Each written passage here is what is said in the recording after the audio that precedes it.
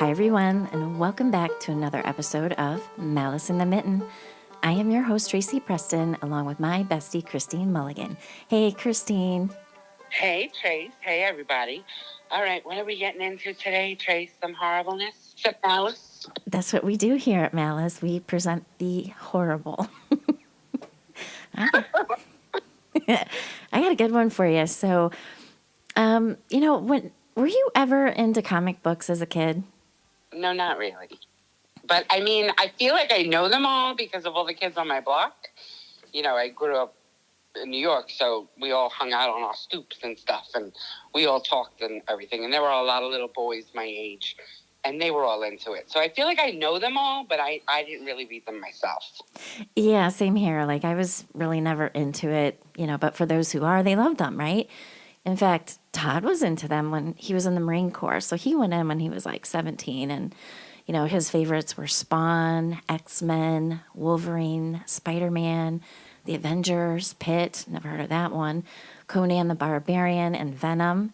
And his brother Chad, he was also into them too.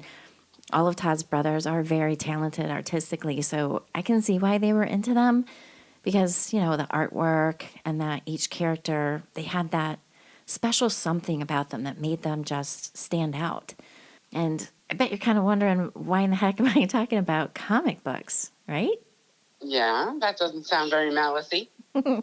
Yeah, I know, but I do have a reason for it. And that's because today's Malice took place in a comic book store in Clinton County and Macomb County, just on the outskirts of Detroit. I want to thank our friend and coworker, Deb Winkler, for bringing this story to our show. And I've done a proper job of getting her hooked on true crime podcasts.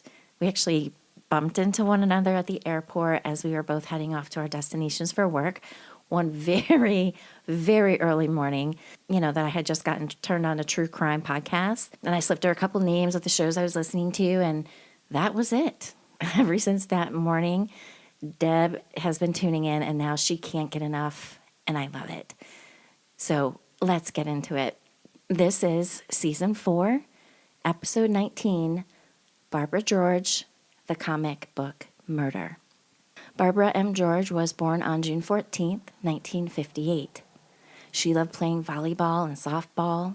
She was a powerhouse, physically fit, not a mealy thin woman at all. But after having her 2 kids, she had a few extra pounds on her, and who doesn't, right? I know you're probably thinking that it's not a very nice thing of me to say something like that about her, but it will all make sense the further we go through the story. Barbara's husband, Michael, over many years had collected thousands and thousands of comic books. Prior to opening their Comics World bookstore, Michael sold insurance. Michael wanted to open a store to sell his comics, so the two of them decided that it would be amazing to open a comic book store, as this is where his passion was.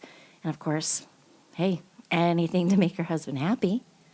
But the two of them didn't have enough money to open the store, so they ended up borrowing money from Barb's parents, and that allowed them to then open their store in the winter of 1988. Both Barbara and her husband, Michael George, were now the proud co-owners of Comics World, a comic book store located in a strip mall just outside of Detroit. Before opening the store, Michael had quit his job selling insurance, and the couple poured everything they had into their new venture together.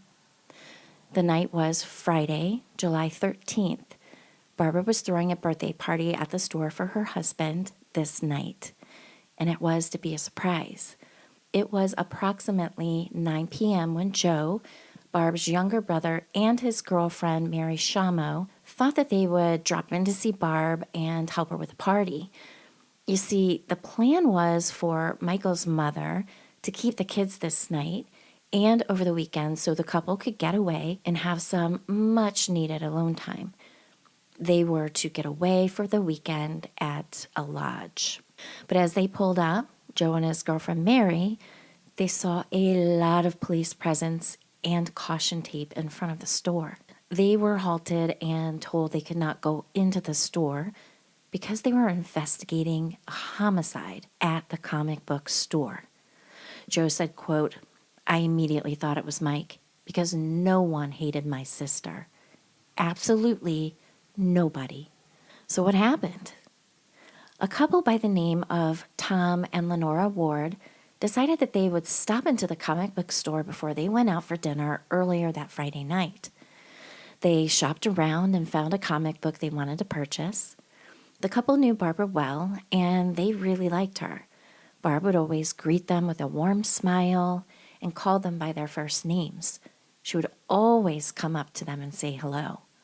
Per usual, there wasn't anyone behind the counter, so the couple waited a few moments and continued to wait. And to them, something was off.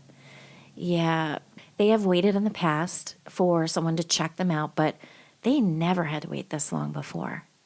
There was also a teenage boy waiting to make his purchase as well. He was a little bit more on the impatient side. So instead of continuing to wait, he decided to walk to the back of the store to let whoever was working know that they were all by the register waiting to make their purchases. The young man found the owner all right, but when he saw her, he yelled, "Hey, somebody's back here!" As soon as they heard the boy yelling, both Tom and Lenora ran to see what was going on. They, like the young man, saw Barbara lying on the floor in the back room. Immediately, Lenora put her nursing skills to work. She thought that perhaps Barbara had a heart attack, or that maybe she had a seizure and had fallen to the floor.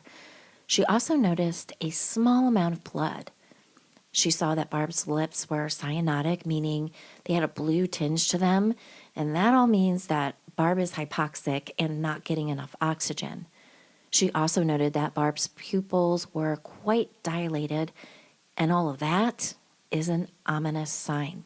Lenora immediately began doing chest compressions when she didn't feel a pulse and told her husband to call 911. She had never done chest compressions on someone that she knew before, and she just kept praying to save this woman's life because she knew that Barbara had 2 little girls at home. Once in the ER, the team worked extremely hard to regain her pulse, but to no avail. It was too late, and she was pronounced. Barbara was only 32 years old. One of the nurses that worked on Barbara was Chris Kehoe.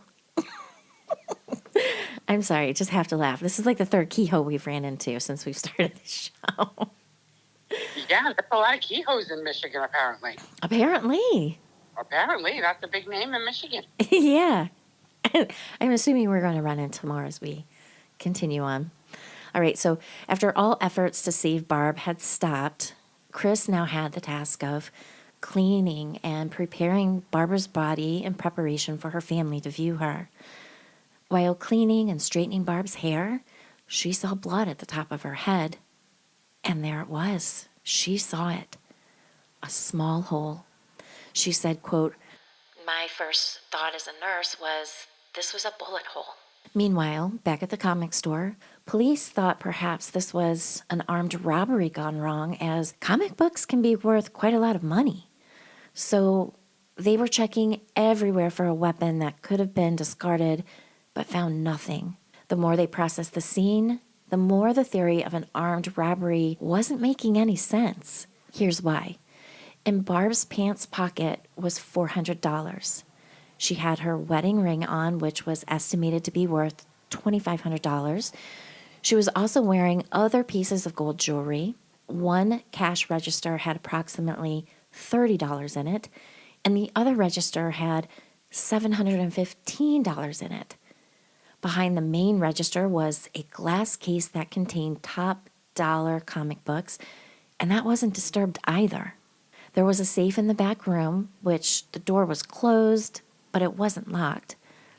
There was also a stack of plastic bins that had been knocked over, but it was hard for them to discern if there was a scuffle or were these knocked over by the medics when they were coding Barbara, because we all know that can be quite messy. You see, this back room was not even huge, and those stacked bins were everywhere. Next to the unlocked safe was a Sports Illustrated calendar, and for the month of July contained an image of Kathy Ireland. Now, I remember her. She was a big deal back then. She was crouching down in the water in her white one-piece bathing suit, but something that shouldn't be in the picture of Kathy was a small bullet hole right through her eye. And that bullet went through the wall into the vacant space next to the comic book shop. So what kind of robbery could this have been? At this point in the investigation, it's just about 8 p.m. when Michael, Barbara's husband, arrived at the store. He told police who he was. When he was informed that there had been an accident and that he needed to go to the hospital, Michael never asked what happened. No other questions either before he was escorted to the hospital by one of the officers. Michael returned to the comic book store hours after leaving the hospital. He did a walkthrough with the officers on scene looking at everything, and then told police in the back room on the top of the safe were 2 white cardboard boxes that contained rare and expensive comic books, and that those were missing. So this must have been a robbery. Michael then made a list of comic books that were in the box, and that list included how he numbered the books along with what they were worth. In total, he claimed that the total amount lost was $12,604. Now, I don't know. I mean, you just found out that your wife was murdered, and then you can sit down and calmly on 4 sheets of paper list out the number of the magazines and their exact worth? Sounds pretty damn fishy to me. Yeah, that sounds sus as all get out. Sure does. Well, it only took him a minute to file an insurance claim for those. Michael told detectives that this was a robbery. He also told detectives that the last time he had seen his wife was at 4 p.m. that day when he left and she took over running the store. You see, he left the store to take his 2 daughters to his mother's home because, as I mentioned, there was a birthday party celebration, and then Barb and Michael were going to take off for a long overdue weekend getaway. Michael also told detectives that after arriving at his mother's that he was really tired and decided that he was going to take a nap on his mom's couch until he had to go back out for the surprise birthday party, right? He was summoned to be back at the store at a certain time. A surprise party for him? How did he know about the surprise party? Well, he doesn't really know it's a surprise party. He just knows he has to be back at the store at a certain time. Oh, okay. Right. All right. So he said that when he laid down, his mother took the 2 girls to a local park so they could play. And when they returned home, they found him still sleeping on the couch. Mike left to head back to the store just a little before 8. And this is, of course, when he saw all of the police and the caution tape and was notified that there was an accident and that he needed to go to the hospital. Mike was asked by detectives if he had any girlfriends. He immediately said no. Was he having any affairs? Again, the answer was no. When asked if there were any problems in the marriage, the answer, again, was no. Everything in their marriage was just fine. A few days later, at E.J. Manziuk Funeral Home, Barb's youngest brother's girlfriend, Mary, said that Michael was wearing very dark sunglasses during the funeral, so it was hard to get a read on him. She said that these glasses were so dark that to her, they looked like black sunglasses, like the type that Stevie Wonder would wear, right? Super black because he's blind and, keeping you from seeing his eyes. The lenses were so dark you couldn't see anything behind them. A few days after the funeral, Joe and his girlfriend, Mary, thought that they would stop by to see Michael at the trailer park where Barb and Michael lived to show their support and be there for him should he need anything. But this visit set off more alarms for Mary and Joe. Michael's behavior was very strange. Mary said, quote, "Michael grabbed the vacuum cleaner, he embraced it, and said this was Barb's vacuum, and she's never going to use it again. Then he walked over to the blender in the kitchen and said, oh, she's never going to be in this kitchen again. And I'm looking at him like he's a screwball. I mean, here he is grieving over a vacuum and a blender, and he's acting like he's crying. but there's not one single tear in his eyes. He had nothing going on. This was all an act. Some of the leads the detectives were working on were: they were told there was a car speeding away out of the parking lot around the time of the murder. They were also told they saw someone that stood out as weird, wearing some type of a Greek fisherman's hat. And that witness also said that they saw what looked to be a bearded lady. Detectives were looking into the couple's bank accounts as well as possible insurance policies. Was this really a robbery that had just gone wrong? Is that why nothing was stolen? There really wasn't a lot of clues at the comic store, and the gun that was used could not be found. Then, the more people detectives interviewed, people that knew the couple, the more they started to learn about them. Turns out that Michael's marriage to Barb wasn't as good as he painted it out to be, and I don't think we're that surprised. 2 days after the murder, detectives learned that a woman by the name of Renee Catula was an employee at the store, was having an affair with Michael. Now, Renee was a friend of Barb's, as their kids both attended the same school. Renee had recently, and I do mean very recently, been divorced from her husband, with whom she had had 5 children. It was Barb who gave her a job at the store, as she needed money. Renee's divorce had been finalized just 3 weeks prior to Barb's death. Joe and his girlfriend Mary had stopped by a few weeks after the funeral at the comic store to check in on Michael. But when they walked in, they were filled with shock and surprise at what they saw. It was Michael and Renee laughing, arms around one another, nuzzling one another as if they didn't have a care in the world. Michael had gotten his $130,000 life insurance policy payout just 1 month after Barb's death. Renee and her 5 children, well, they had moved into the trailer with Michael and his 2 girls. If Michael wasn't a person of interest before, oh, he absolutely was now. After the first initial interviews Michael had given to police, he no longer had any interest in speaking with them, and he said if he needed to, he would lawyer up. In short order, Michael and Renee tied the knot, and in 1992, Michael closed his comic book store and headed east to a small old coal mining town in Pennsylvania with his new bride and their now 7 children in tow. There, Michael set up shop yet again. Same name as his first store, Comics World. Sounds like the money from the insurance payouts put these 2 in a nice home and a fresh start. Nothing was happening with Barb's murder case.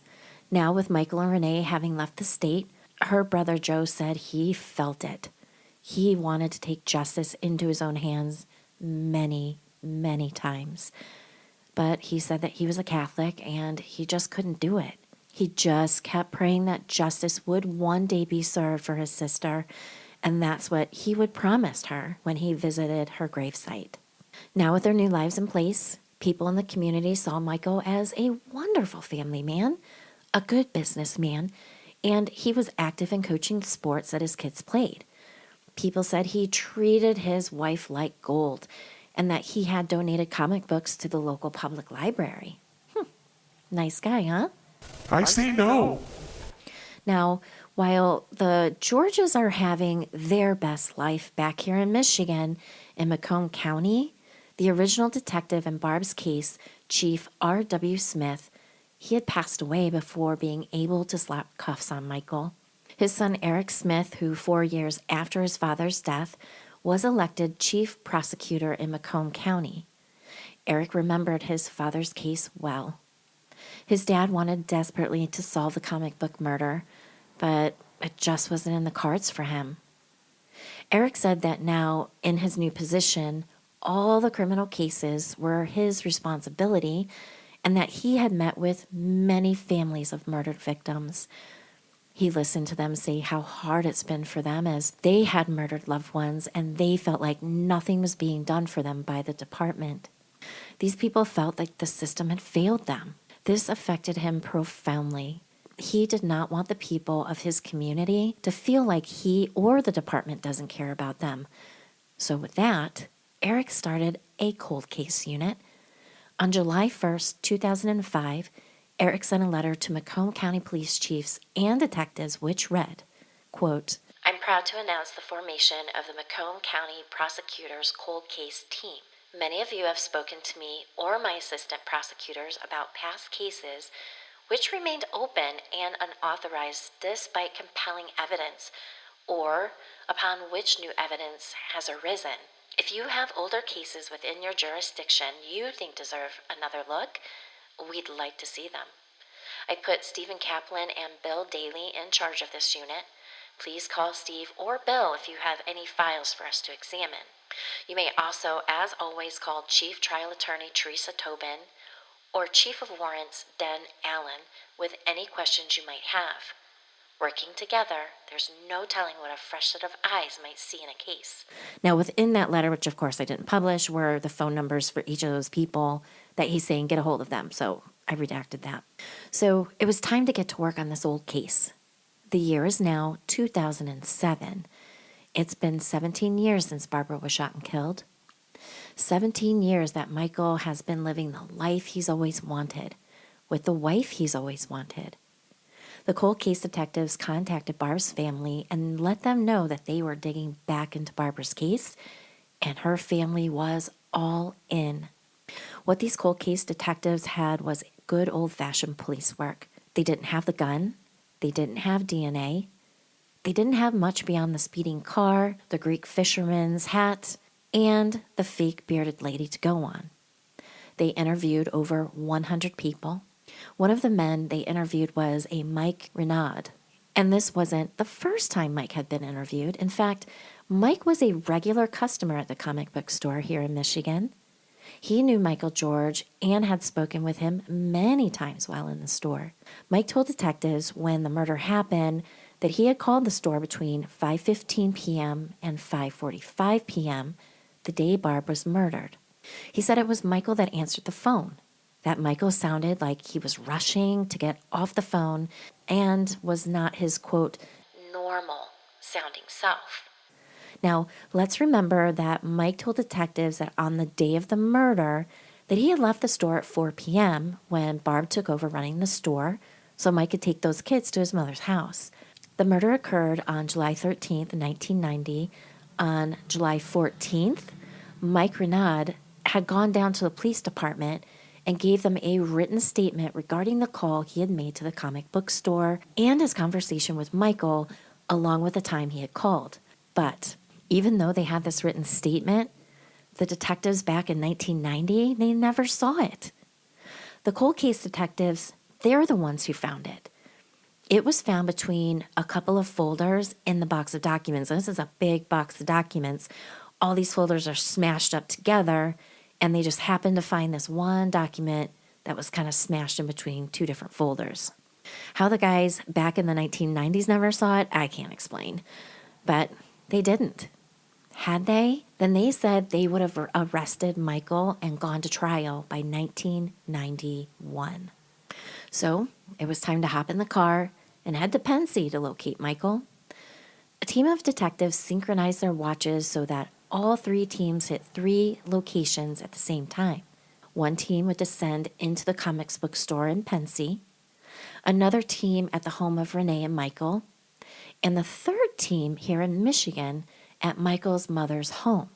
All 3 of these visits were unannounced, as they did that for a reason. They didn't want to give Michael a chance to obtain a lawyer. They wanted to catch everyone by surprise, and boy, oh boy, did they. I don't understand what they're looking at all 3 places for. Like, I'm just intrigued to find out, like, they're trying to find in the raid. I think they're trying to kind of sneak attack it, right? So I don't think this Renee chick works, right? Michael does all the heavy lifting financially. So they knew he would be working at a store, so they wanted to get him kind of alone. Same thing with Renee. And then the mom as well, because remember he said he went to his mom's and the time he got there and the time he left. So they, right, I think they just want to single everyone out and get everyone's stories separately. which makes sense, right? They don't have time to, you know. All right. All right. Go ahead. All right. So after looking down at their watches and after watching the last customers walk out of the bookstore, the two detectives walked in. Michael was there and on the phone, his back turned to the detectives. They heard him say, quote, "No, there's nobody here." Then he turned around, and there they were. He said, "They're here," and hung up the phone and turned as white as a sheet. Boom! Gotcha, you son of a bitch. Once they started talking to Michael, one of the detectives hit the record button on his pocket recorder. Detective Hareko said, quote, "We are reopening that case. We have a few questions for you. We want to talk to you about it." Michael said, "Okay." "What did the police tell you back then in our department?" "They had leads. They never told me what the leads were. I remember the funeral because there were so many cars. I knew stuff was gone." Now, this is related to what was missing, when he went through the store with the detectives the night Barb was killed. "Okay. What was taken? Maybe the cops are missing something." "Very old books." "Okay. What kind of books were missing?" "They were Golden Age books. The whole case was gone." "Why do you think Barbara had been murdered?" "I think Barb was at the wrong place at the wrong time. I think somebody wanted to get back at me. I don't know who it was, but I should have been there so they could get back at me, so she could raise these two girls." Now, this was a new take because back in 1990, Michael never said anything like this. "Describe for me your marriage at the time of her death." It was rocky. Because we had all the pressures. I just quit my job to open that store. We would have our fights. We would have our arguments. Okay, so you say it's rocky, and people have fights and arguments like that. What was the cause of most of it? Anything like extramarital affairs? Yeah. Was it her side or your side? My side. As they continued to talk, detectives went back to the theory of robbery, and if anyone knew, those expensive comic books were in the back room. All right, so back to the conversation. How would an individual who committed this crime know those comics were back there unless it was an inside job? So someone could make a claim and commit insurance fraud. Now, this statement by the detectives got under Michael's skin. Michael said, "Oh, so you're saying I'm lying now?" As the level of irritation was building. "So now what you're saying is that I need to get a lawyer?" "Okay, stop.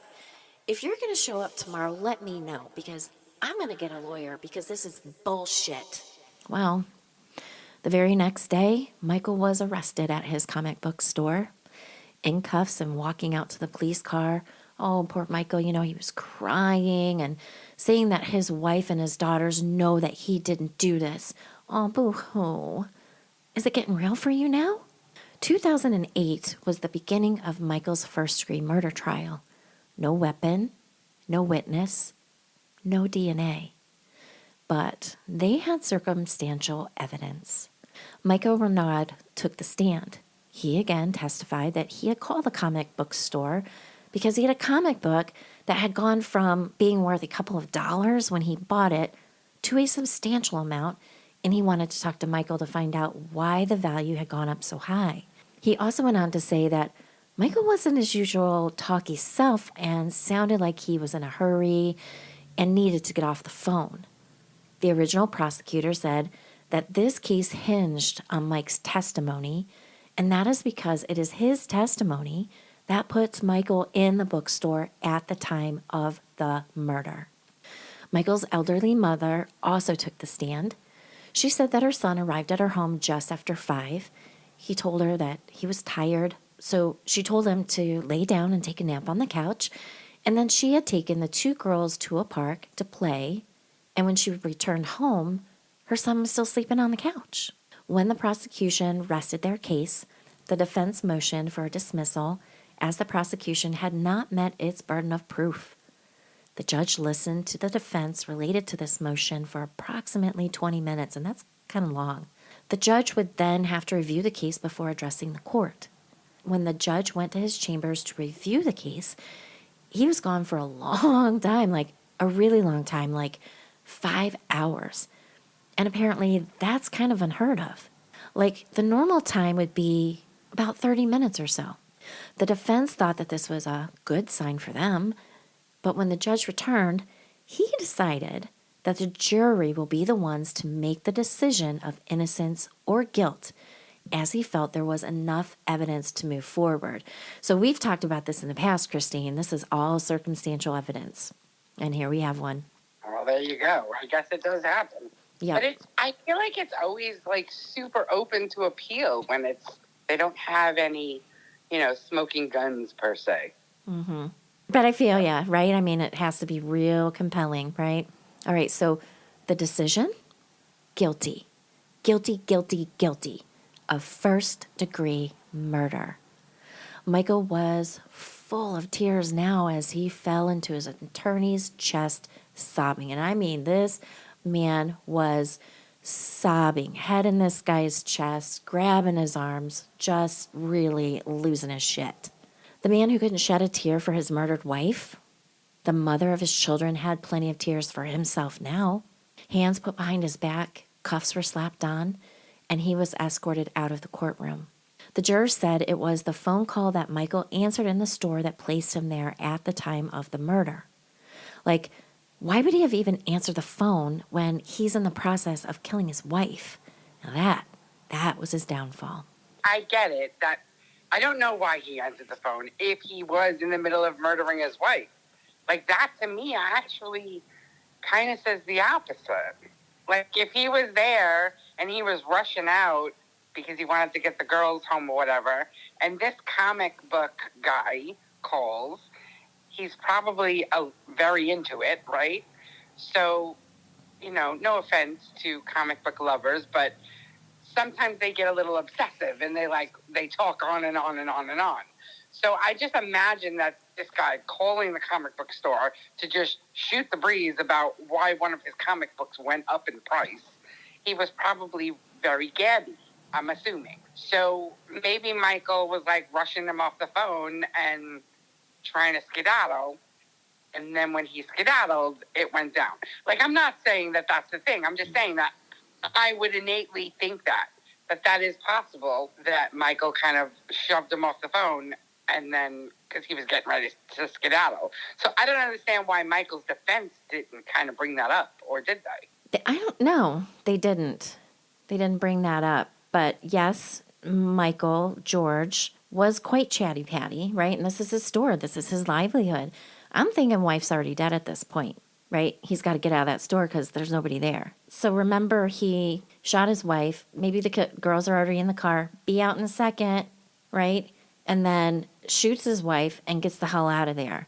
Now, she's in the back room, so he leaves the store open. It's a nice setup, right? Making it sound like, hey, it's a robbery. Nobody was here. They don't have any cameras. This is back in the 80s, late 80s, early 90s, setting up an alibi. But still answering the phone because, right, business must go on. They say that he's guilty because of the phone call. The phone call to me isn't ironclad, is all I'm saying. Because if he was at the store and he was racing off with the girls to go drop them by his mom's and he wanted to, I don't know, take a nap real quick, he's racing off, right? So a chatty Cathy customer calls and he rushes them off the phone. And that's not his norm, but it's also not his norm to be dropping off the girls to come back to the store for something that he's not really sure of what's even happening, right? I'm just trying to put the whole scene together, right? I don't know. I'm just not following why that call is so ironclad. That's the time they estimated her death at. He's saying he left at 4, but this dude's saying, no, I talked to Mike between 5:15 and 5:45. And that's around the time they estimated her death. So that put him in the store. But the mother says that he got to her house a little after 5. Right, and she testified, but now, mind you, when I watched some of the trial, his mom's quite elderly. This, I think, is her only son.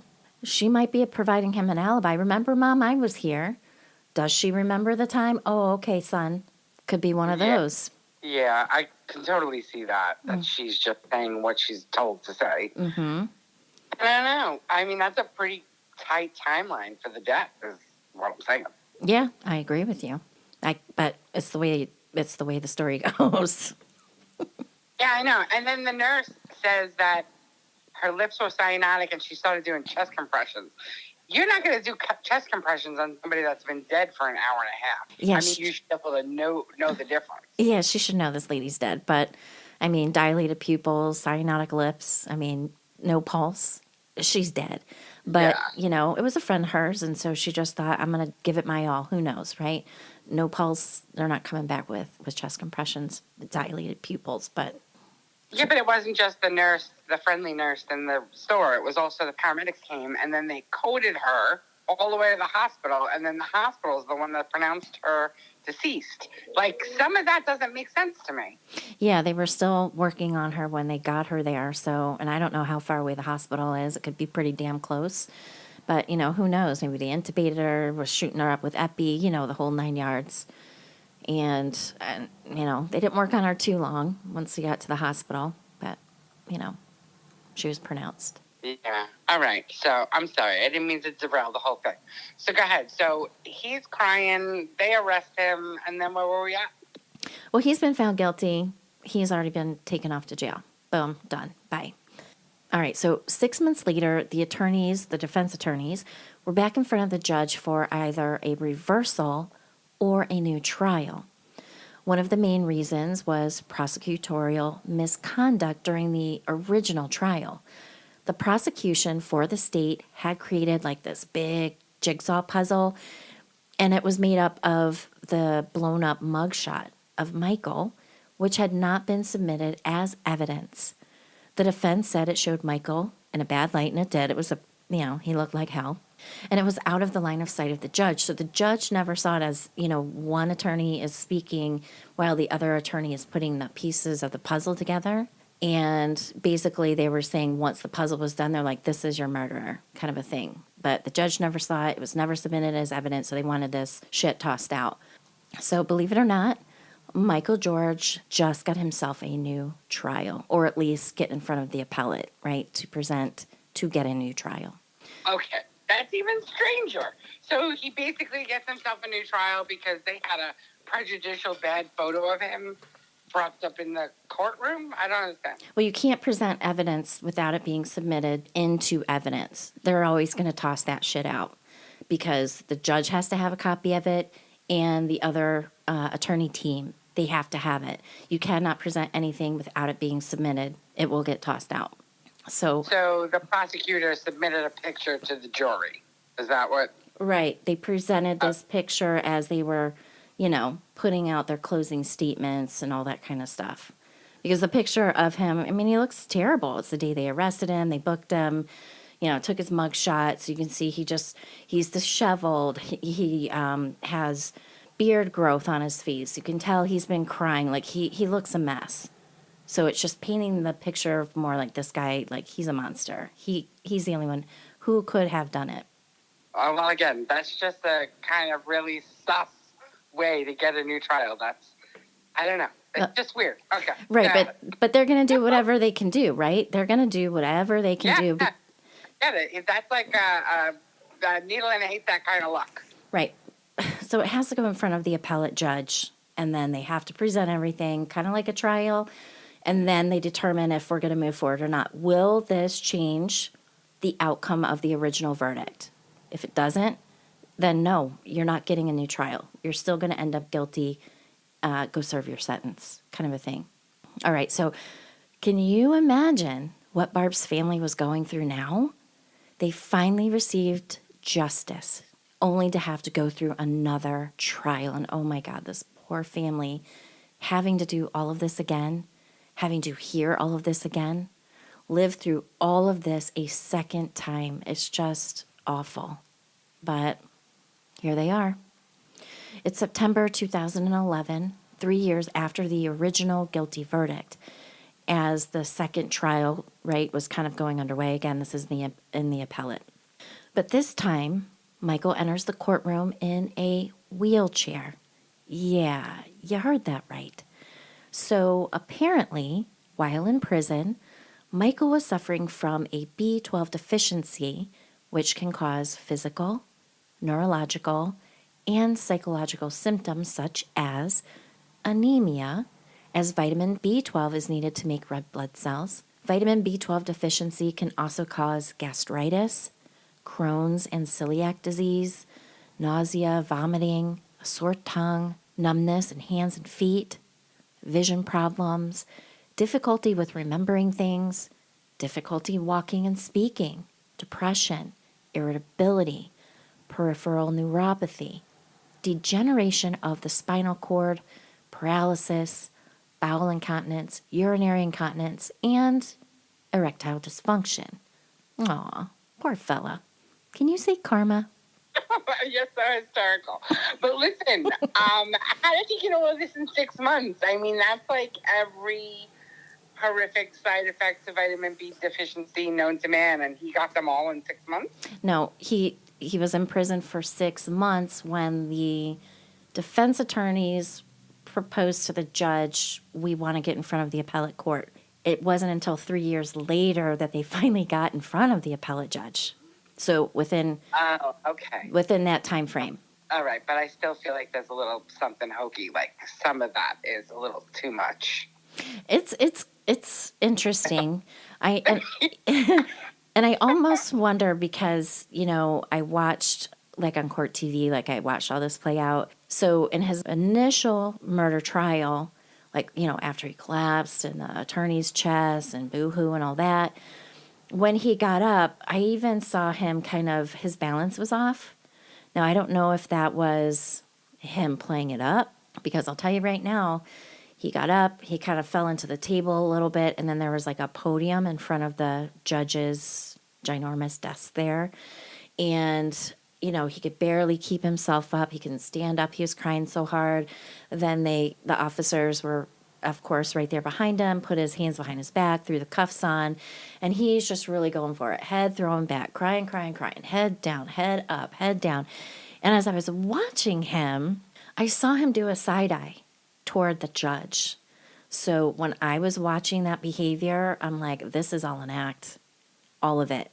If you're that distraught, you're so upset, you're bawling your eyes out, why are you kind of looking over at the judge to see if she's watching? Yeah, that's kind of sus.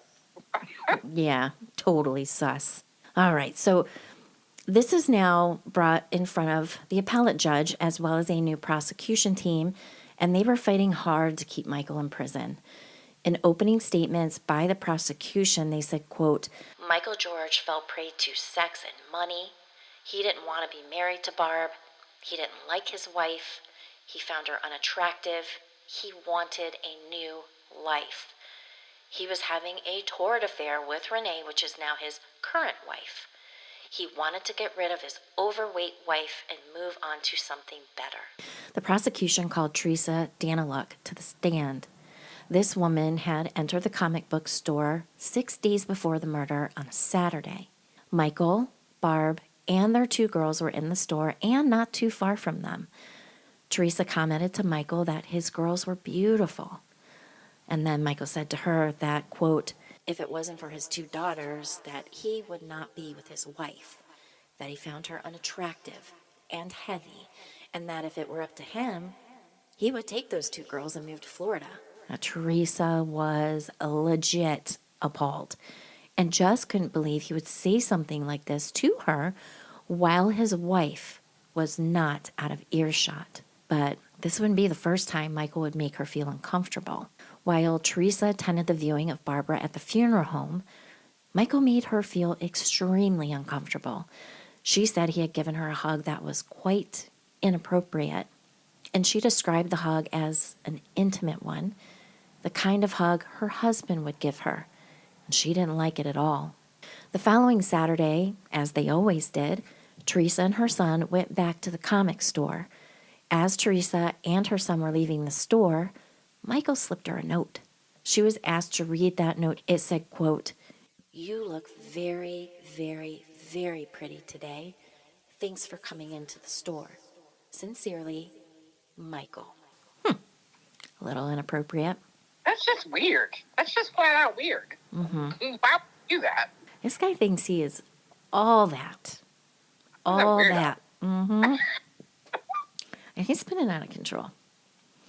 All right, so next on the stand was Kathy Truss, who was a good friend of Barbara's. She stated that she had received a call from Barb shortly before she was murdered. She said, quote, she was crying and very upset. Mike told her that he wanted a divorce, and Barbara absolutely did not want it. She said she did not believe in divorce. She also said that while attending Barb's funeral, she heard Michael say, quote, Mom, did you get a hold of the insurance company? To her, she said that it just didn't sound good to her, especially since she had just had that conversation with Barb. Another man called to the stand used to work with Michael at the insurance agency. He was asked to read the insurance claim statement for the life insurance on Barb, who signed it, and when. He responded that it was Michael who signed it, and the date of the signature was July 18th, 1990. Barbara was buried just the day before, on the 17th. A witness testified to friction between the couple, stating that they had witnessed on multiple occasions Michael arguing with Barb. Then he would storm out of the comic store as Barbara was left inside crying. Another witness for the prosecution was a woman named Kim.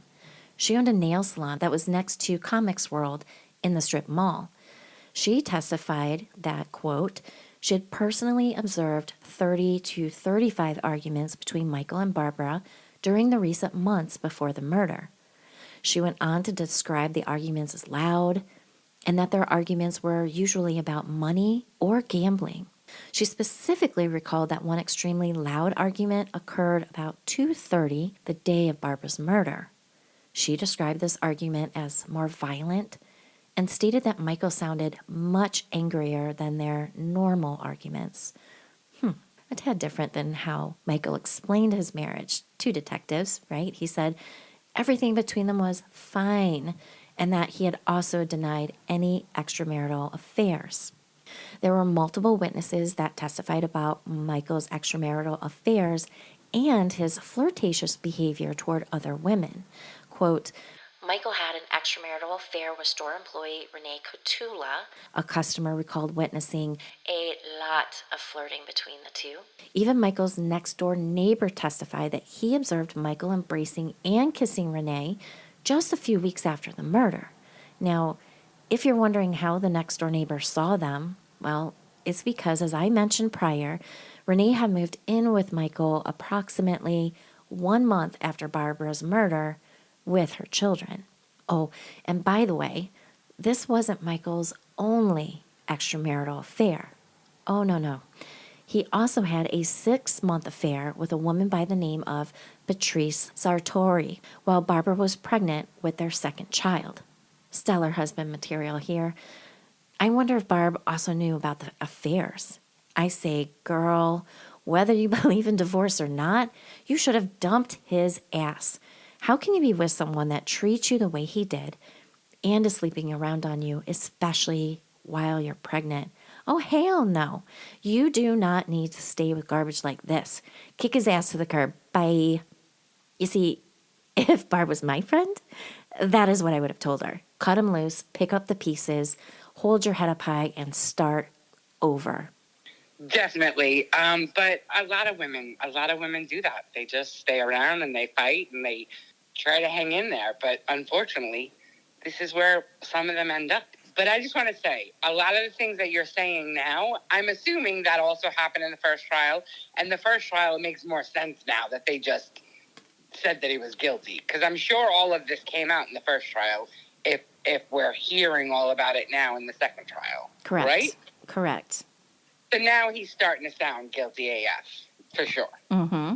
Yet another witness testified that before the murder of Barbara, while in the comic store, Michael had commented to this man about Barbara wearing a demure nightgown to entice him, but that he had said this to this man in a very dissatisfying tone. This witness also said that Michael acted, quote, rather flirtatious toward the store's female customers, and many other witnesses testified that Michael was acting peculiar just before, during, and after the murder. So he wasn't acting like himself at all. It was also brought up in trial that when Michael arrived at the crime scene, he spoke with Detective Donald Steckman. He was the one that told Michael, quote, there had been a problem in the store and his wife was in the hospital, and that one of our detectives would be taking you to the hospital. No other information was provided to Michael about where Barbara was found or about whether she suffered any head injuries. Michael said to Detective Steckman that, quote, something must have fallen on her head in the back room.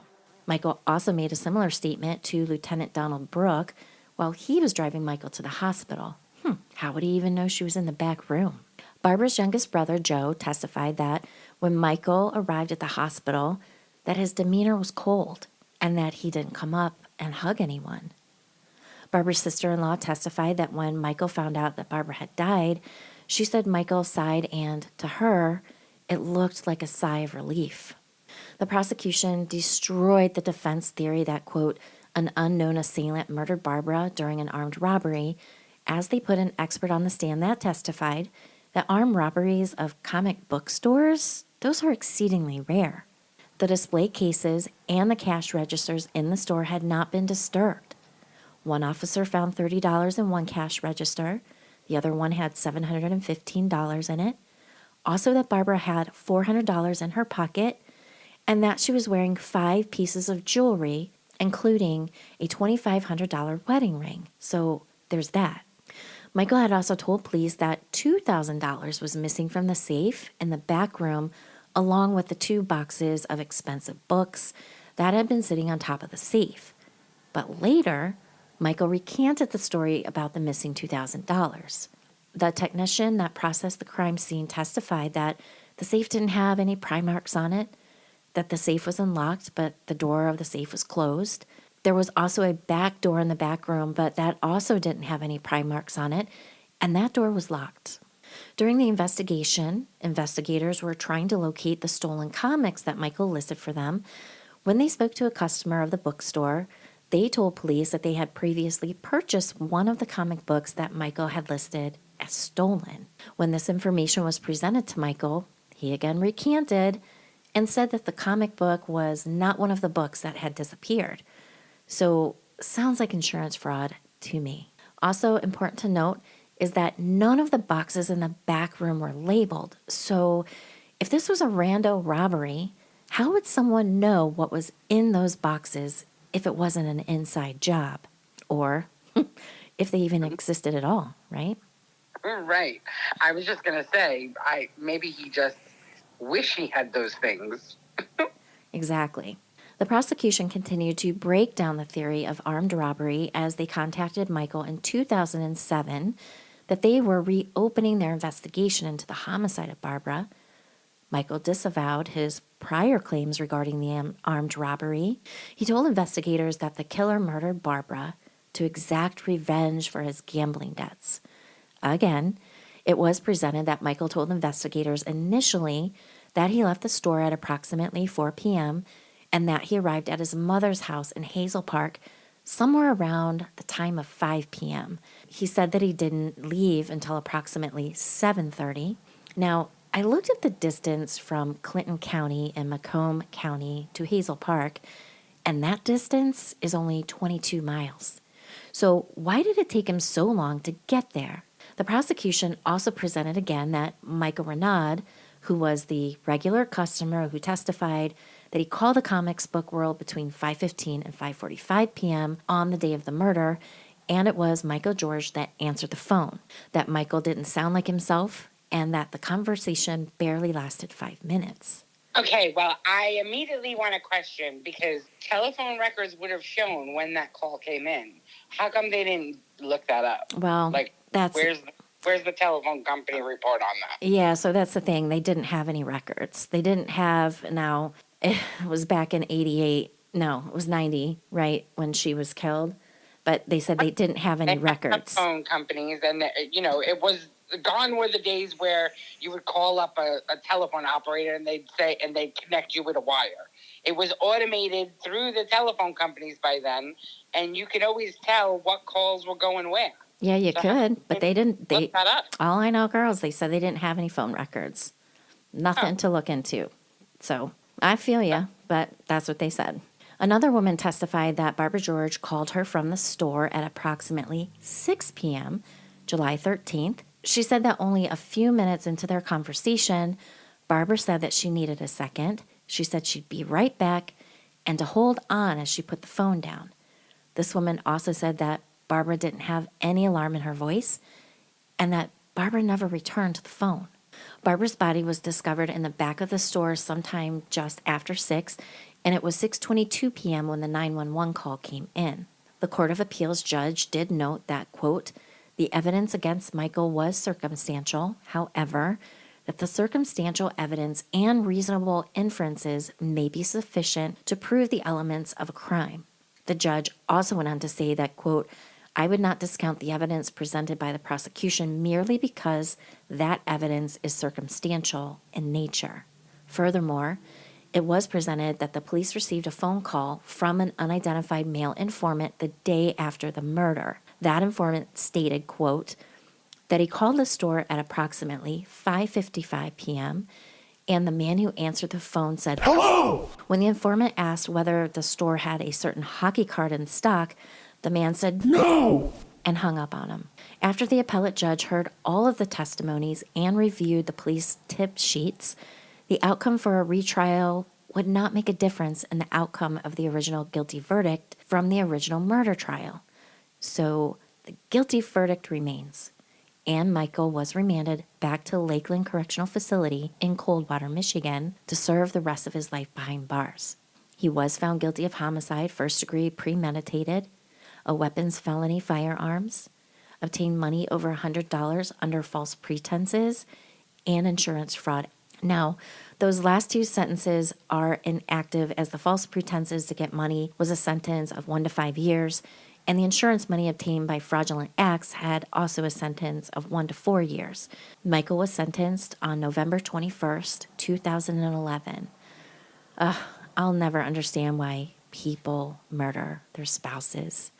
Just get the damn messy divorce over with and go on your separate ways. I don't care how well you plan it out. No one ever commits the perfect murder. You may get away with it for a while, like old Mikey boy here, but sooner or later, the law is coming for you. Agreed, but this was messy.